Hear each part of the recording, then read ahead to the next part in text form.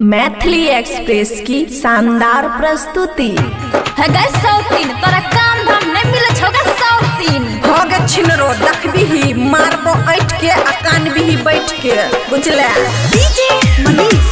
खुशी recording studio बलुआहा अपना भातरू से चर्चा तोराए देबोगे तोरा मुनसा को थप्पड़ चलाए देबोगे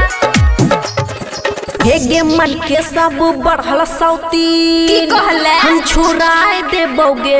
हो गे भछिया हे गे मन के सब बढ़ल सौती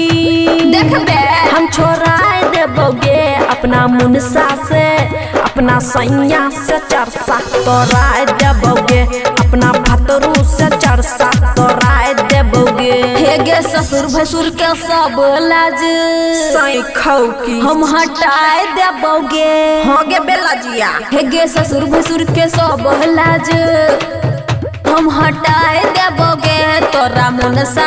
थप्पड़ चलाए देबोगे तोरा भतरू थप्पड़ चलाए देबोगे मिक्स बाय अमन अखिल तोरा भतरू थप्पड़ चलाए देबोगे हे गे केहने जानो छौ छिनरिया रोजे घूमै छी हटिया बजरिया हे गे केहने जानो छौ छिनरिया रोजे घूमै छी हटिया बजरिया खुशी रिकॉर्डिंग स्टूडियो बलुआहा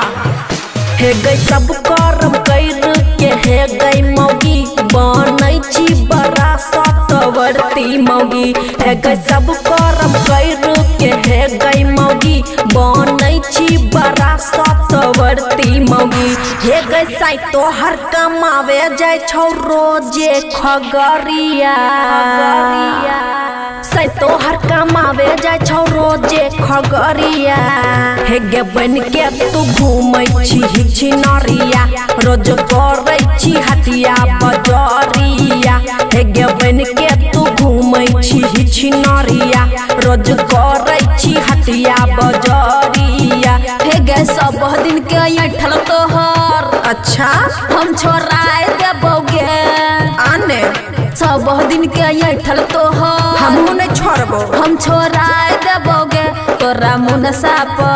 तोरा भतरू थप्पड़ चलाए देबोगे अपना मुनसा से चरसा तोराए देबोगे खुशी रिकॉर्डिंग स्टूडियो बलुआहा।